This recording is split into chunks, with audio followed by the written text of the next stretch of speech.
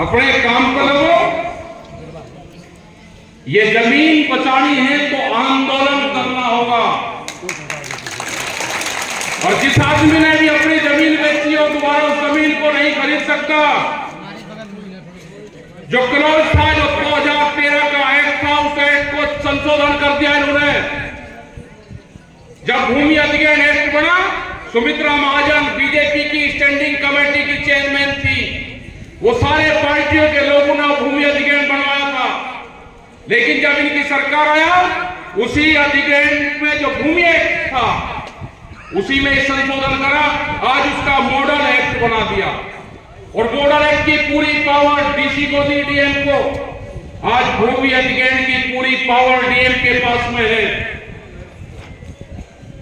आपको केसीसी देंगे लेकिन आपको फसल का दाम नहीं देंगे।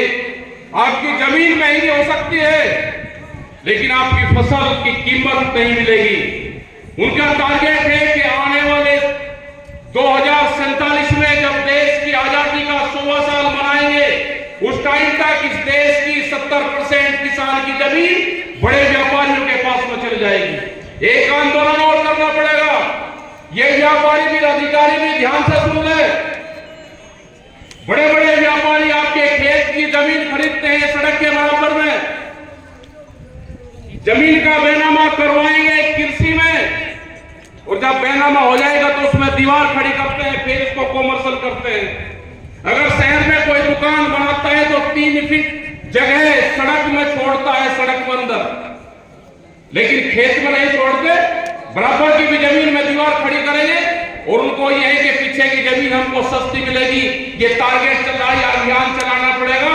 या तो ये सरकार उसमें कानून बना दे, संशोधन कर दे, नहीं तो ये दीवारें तोड़नी पड़ेगी। खेत में अगर बेनामा दिया है तो उसमें खेती कर लो, अगर दीवार गिरेंगे तो दीवार तोड़ने का काम करेंगे।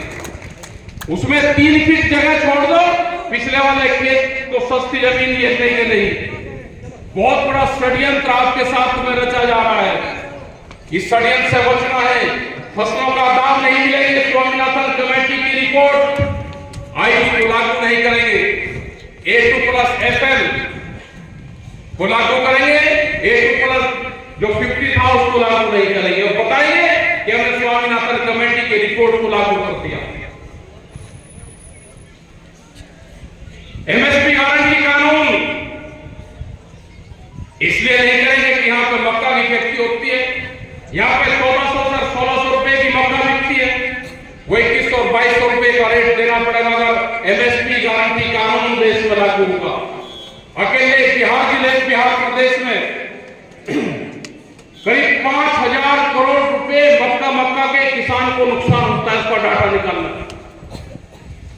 वहां से धान की खरीद होती है, वो वहां से 800 से 1200 रुपए में बिहार और पूर्वांचल से खरीद होगी और वो आज के दिनों में MSP पे बिकता है। वो यहाँ के किसान को भी नुकसान करता है, वहां के किसान को भी नुकसान करता है। सब व्यापारी, बड़े अधिकारी, नेता और उद्योगपति इसी धंधे में लग रहे कि फसलों के लूट कैसे होगी, जमीनों को कैसे लूटा जाएगा। आपका ट्रैक्टर, इंजन, पंपिंग सेट यहाँ पे NCR में 10 साल में है, यहाँ पे 15 साल है, लेकिन वो भी 10 साल के अंदर ही अंदर आ जाएगा। 15 साल में भी क्या कोई ट्रैक्टर का कुछ बिगड़ जाएगा?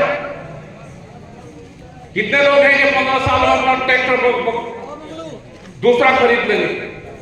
लेकिन ये कानून है कि देश के बड़े उद्योगपतियों को, जो ट्रैक्टर कंपनियां हैं, जो गाड़ियां कंपनियां हैं, उनको फायदा कैसे देगी? ये सरकार उद्योगपतियों की सरकार है, किसान और मजदूर की सरकार नहीं है। आपने देखा होगा कि फिरोजाबाद आपके बराबर में एक चूड़ियों का उद्योग, यहाँ पे कांच उद्योग है। अगर आप उसके सर्कुलर में देखोगे तो 8 से 10 किलोमीटर के लोग वहां पे पढ़ाई खत्म होगी, वहां पे रोजगार खत्म हो गए, क्योंकि जो भी बच्चा पैदा होता है तो जाके कारखाने में काम करता है। ये छोटे छोटे उद्योग आपके यहाँ पे लगेंगे और रोजगार को खत्म करेंगे, पढ़ाई को खत्म करेंगे, बच्चे पढ़ ही नहीं सकते। आप इन चीजों को ध्यान रखें। आंदोलन का रास्ता ही एक देश में बचा है। पॉलिटिकल पार्टी जो खास करके विपक्ष के लोग हैं, अगर विपक्ष के लोग आंदोलन नहीं करेंगे, अपनी आवाज नहीं उठाएंगे, तो देश में तानाशाहों का जन्म होगा। विपक्ष आवाज नहीं उठाता, डरा हुआ विपक्ष देश में तानाशाहों को जन्म देगा। आपको ही ये आवाज उठानी पड़ेगी, क्योंकि आपने देखा होगा जो पॉलिटिकल सिस्टम में हुआ की बार, ये जो सरकारें हैं, जो भारत सरकार है, जो सरकारें हैं, किसी सिस्टम को नहीं मानती, देश के संविधान को नहीं मानती, ये देश के कानून को नहीं मानती, ये इलेक्शन कमीशन को नहीं मानती, ये सब चीजों का उल्लंघन करती है। आपने देखा कि हारे हुए कैंडिडेट को जीत का सर्टिफिकेट यहां पर दे रहे। पूरा मीडिया सिस्टम बिगड़ चुका है, क्योंकि जो मीडिया है, बड़े मीडिया हाउस हैं, वे सब बड़े बड़े लोगों ने खरीद लिए।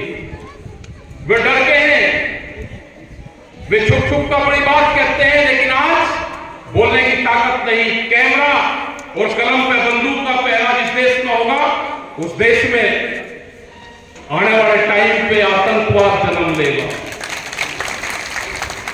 जिन किसानों की जमीनें छीनेगी, वे क्या बनेंगे?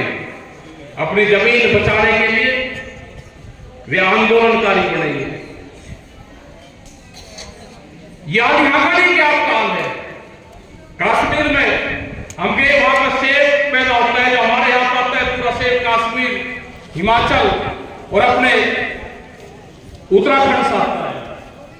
पिछले साल करीब 2000 करोड़ रुपए का नुकसान कश्मीर के किसानों को किया भारत सरकार ने, क्योंकि वो मुस्लिम लोग हैं, वहां पे खेती करते हैं, पूरा व्यापार उनका नीचे है सेब का।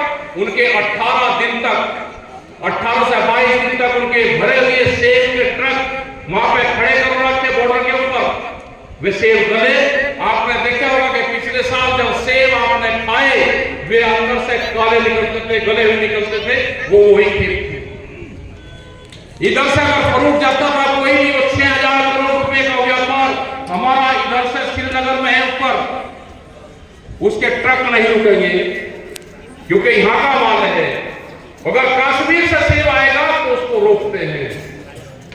वह वैली जो कश्मीर की वैली है, जो घाटी है, जहां पे केसर और सेब और ये उत्पादन होता है, वो हमारी है, हमारे देश की है। उनको नुकसान होगा, वो देश का नुकसान है। अभी